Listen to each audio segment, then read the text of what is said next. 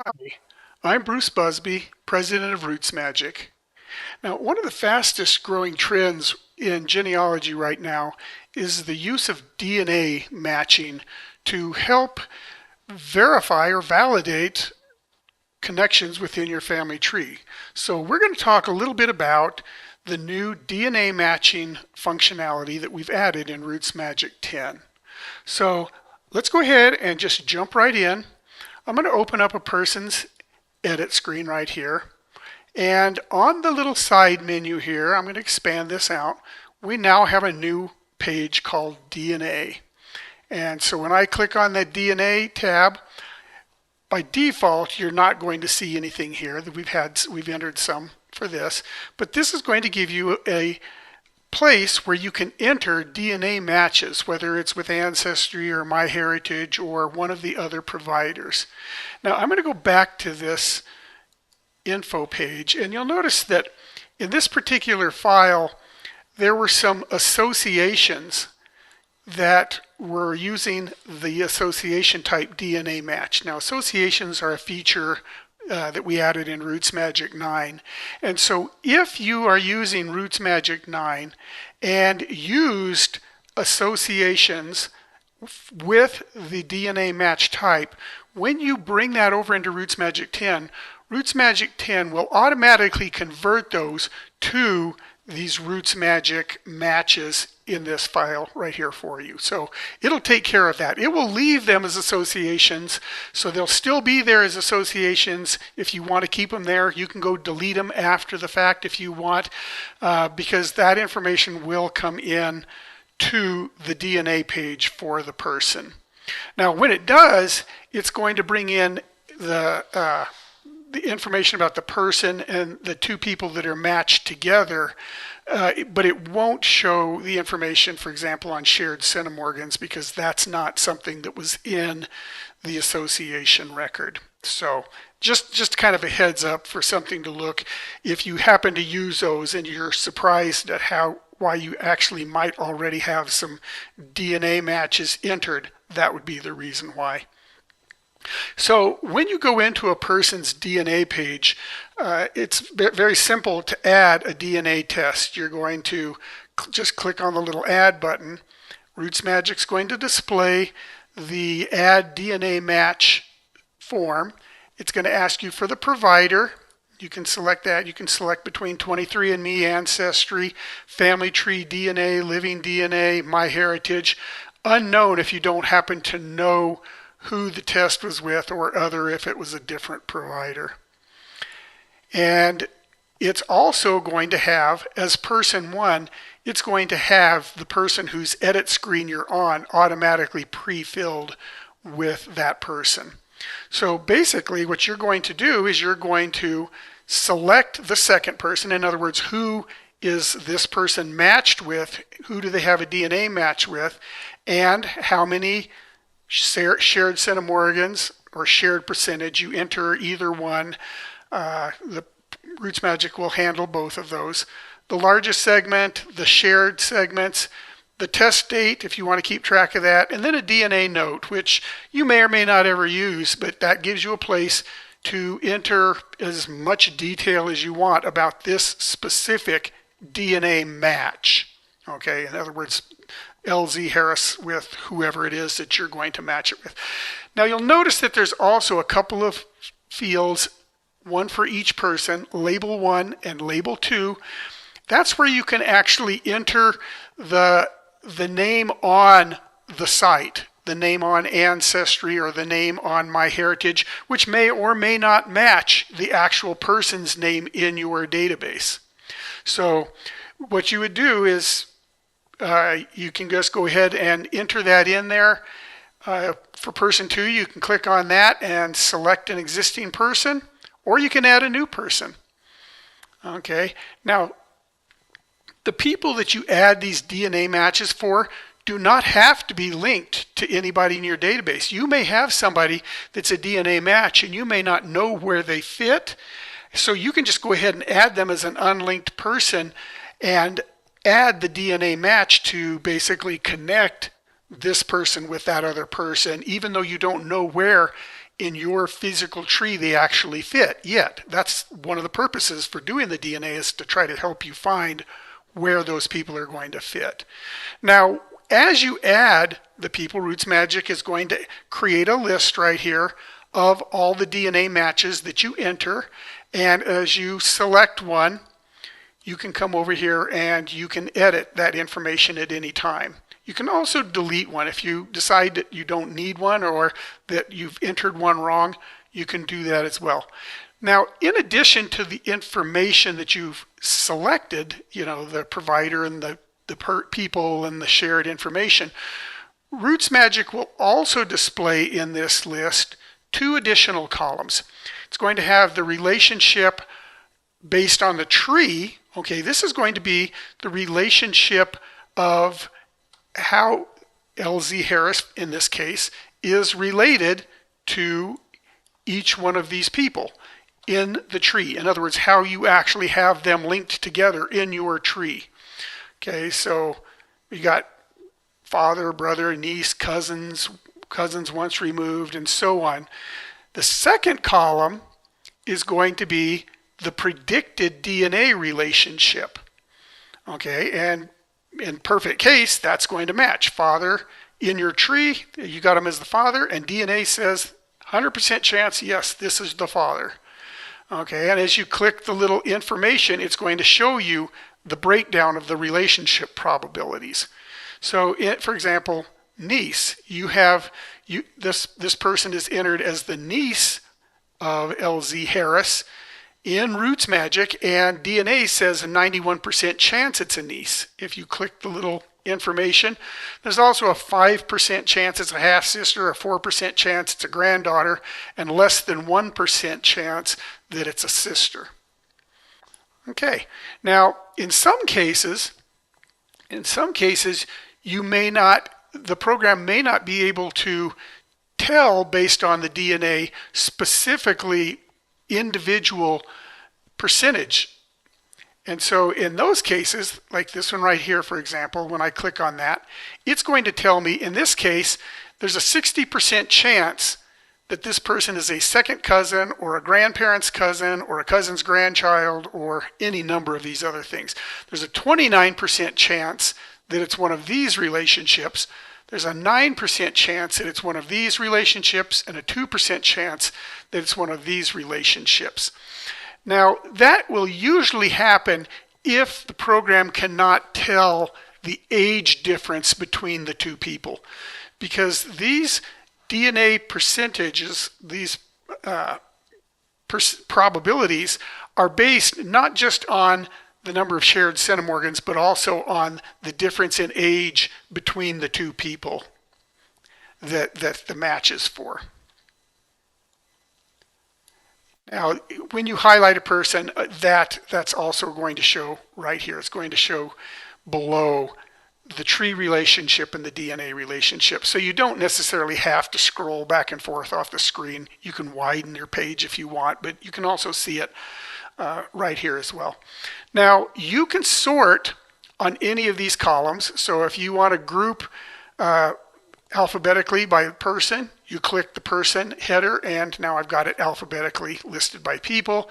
If I want to see it based on the shared centimorgans, this is from low to high. If I click it again, from high to low, the shared percentage, I can just click on any of those and it's going to sort that. I can also filter. So right now it's showing all providers. So it's showing ones from Ancestry, MyHeritage, and so on.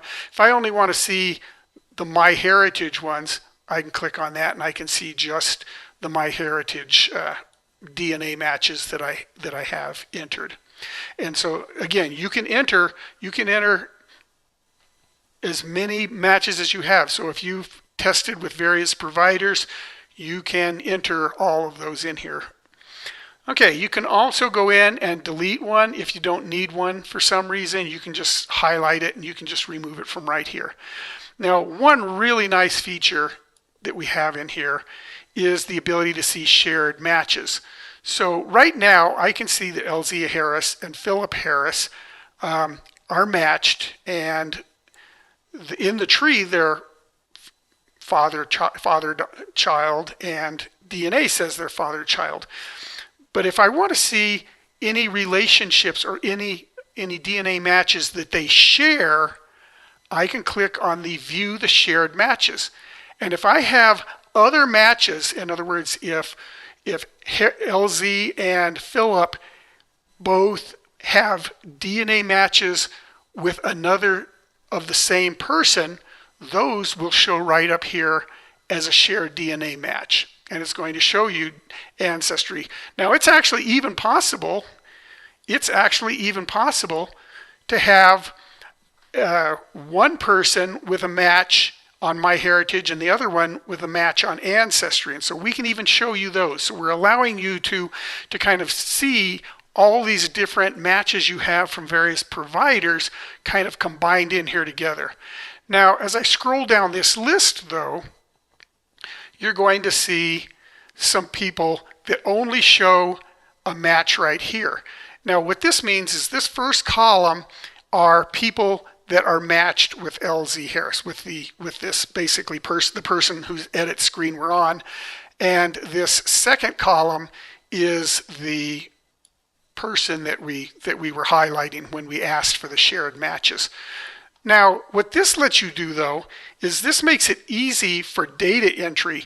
So if I were to go in to Ancestry or MyHeritage or whatever and look at shared matches, if I saw that this A. Beavers was a shared match with LZ Harris and Philip, instead of having to go to this A. Beavers and enter a match between this person and Harris and this person and Philip, I just click the checkbox. And as I go through the shared matches, any shared matches that I find as I look on the website, I just check them. And once I've gone through the list, I click on the little save, and RootsMagic will create the necessary DNA match records in RootsMagic for those people. It'll automatically create those for me. Now, when it does create those, it's not going to put in, it just knows that there's a DNA match between person A and person B. It does not know what the shared centimorgans are in that case. In a lot of cases, the providers, the test providers don't show you that information anyways. They don't show you what that shared centimorgan is between the other people. But if the site does, you can then go into the various people and edit and add that shared centimorgan value right from there. Okay, so again, I can do this. I can go to any person and add DNA matches, and then we've got a couple of reports, at least initially in version 10, we've got a couple of reports to help you with that. And I'm going to go do a report for this LZ Harris. I'm going to go into the publish, and I'm going to go into reports and charts. And the first one I'm going to show you, which is a really neat report, is called the Leeds Method report. And the Leeds Method was created by Dana Leeds. And if you'd like more information about this report, I recommend going to her website. It's Dana Leeds, DANALEEDS.com, DanaLeeds.com. And she has information on this Leeds Method that she created. And basically, what this report helps you do is it helps you visualize how your cousins, your close cousins, are related to you and related to each other. It kind of gives you a colored clustering of how the various family lines connect to each other. Now, by default, you will need to have a starting person, and you'll pick a minimum centimorgans and a maximum centimorgans. And by default, she uses 90 and 400 for that. Again, if you go to her website, you can find out details as to why and what making changes to those will actually give you. But basically, all you do is you come in here, you click Generate Report, and there is your Leeds. There's your Leeds Method right there for this particular person. Okay, and if I go in here and I change that lower bound to 50, you'll see it changes it a little bit. It changes it, and you end up with an extra column. But basically, what this is boiling down to is with LZ Harris, these are DNA matches for that person, and it's arranged from high to low number of centimorgans, and again, it's between 400 and, in this case, 50, but normally 90. And what it does is it goes through and it clusters them. So the ones that are marked in blue, these are all one side of the family. Okay. This is another side of the family, another side of the family, and so on. Now, this is not always going to give you just 4. There's cases where you might end up with 8 or 12. You might end up with less. It all depends on how your family is structured. But the goal of this is to show you how the various DNA matches that you have connect with each other. Okay, now generally when you do the DNA, when you do the Leeds method, you tend to do it. You usually have to do it manually, which takes a lot of time and work, and you usually do it in a spreadsheet. So with RootsMagic, we're giving it to you out as a printout, but you can come up here to the Save button, and you can actually save it to your spreadsheet, and so you can get it in spreadsheet format if that's the way you want this Leeds method for this person. If you want it in a spreadsheet, you just go and generate it, and it'll create that spreadsheet for you. Okay, there's also a couple of options. Reverse name, just instead of having first name, last name, it just will display last name, first name, if it's easier for you. Other than that, it's basically just styles. One thing I will show you, we use some standardized colors here for each different cluster, each different column. But you can go into appearance. If you go into styles, you'll see here table color 1 through 9. After 9 columns, it will start repeating these colors. But you can go in here, like if I change color number 2, I can go right there. I can see the background color is orange. I can change that to whatever I want. If I change it to a really dark color, then I might want the little symbol to be white, so I could change the text to white. So there's just different options that you can do with the colors in this as well. Okay, last report I'm going to show you is what's called the DNA kinship list. And I'm going to start with that same person, and I'm going to go ahead and just generate this. And the DNA kinship list is basically the same as the regular RootsMagic kinship list, in that it's going to show everybody in your file that's related to the starting person. But in addition to the tree relationship, it's also going to show you in a third column the predicted DNA relationship if you've got that entered. So if I want to include relationships that don't have, let's see, this is the one I want. Yeah, if I want, I can tell it only include the ones that I've actually got the DNA relationship for, and so this will filter out all the ones that are connected in the tree but don't have DNA relationships. So you can just go ahead and change those back and forth. There's a bunch of other options how you want this list sorted. Do you want it, if the people are color coded, do you want that to show? If you do want to include everyone, you can actually go in there and filter this so that you only include certain people. You may say, I only want to include people that are in this particular family line, or whatever you want to do on that. I'll leave that as a exercise for the student to play with.